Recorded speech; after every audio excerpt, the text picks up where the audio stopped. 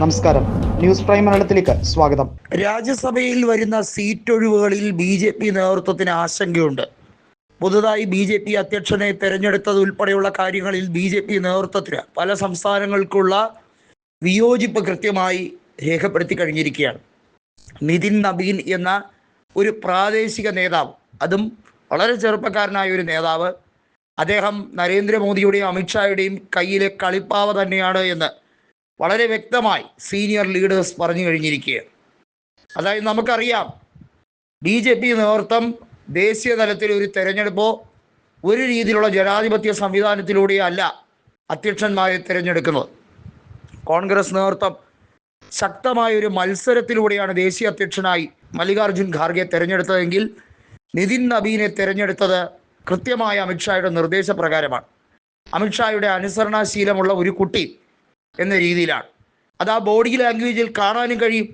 നരേന്ദ്രമോദിയും നിതിൻ നബീനും ജനങ്ങളെ BJPയുടെ ഹെഡ്ക്വാർട്ടേഴ്സിൽ വെച്ച് അഭിവാദ്യം ചെയ്യുന്ന ചടങ്ങിൽ നിതിൻ നബീൻ പെട്ടെന്ന് ഓടിച്ചാടി കയറി ജനങ്ങളെ അഭിവാദ്യം ചെയ്യാൻ ശ്രമിക്കുമ്പോൾ ഇനി വാ, ബാക്കിൽ നിൽക്ക്, മര്യാദയ്ക്ക് നിൽക്ക് എന്ന ആംഗ്യഭാഷ നരേന്ദ്രമോദി കാണിക്കുന്നത് ഈ രാജ്യം സോഷ്യൽ മീഡിയയിലൂടെ കാണുകയാണ്. അതിൻ്റെ വളരെ കൃത്യമായ ചലനമുണ്ടാകും. പല സംസ്ഥാനങ്ങളിലും BJP നേതൃത്വം അങ്കലാപ്പിലാണ്.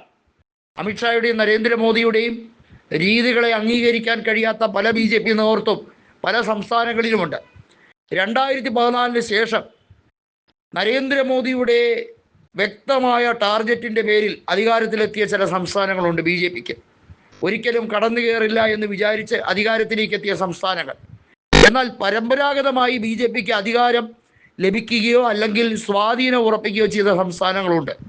ഉദാഹരണത്തിന് കർണാടക.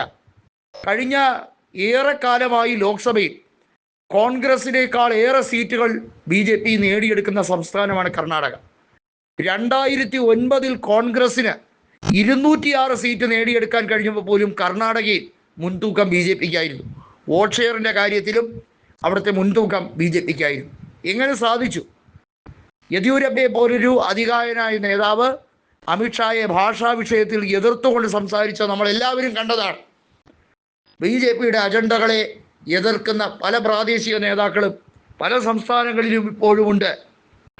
അതിൽ കർണാടകയുണ്ട്, കൃത്യമായി അതിനകത്ത് രാജസ്ഥാനുണ്ട്, മധ്യപ്രദേശുണ്ട്.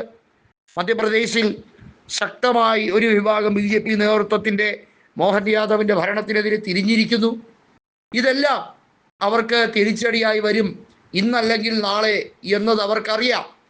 രാജ്യസഭയിൽ ഇപ്പോൾ ഉള്ള NDA ഭൂരിപക്ഷം തകർത്തെറിയാൻ അധിക നാളുകൾ വേണ്ട. 2026 കഴിഞ്ഞാൽ പിന്നെ BJPക്ക് തിരിച്ചടിയുടെ കാലം തന്നെയായിരിക്കുമെന്ന സൂചനയും നൽകപ്പെടുന്നുണ്ട്.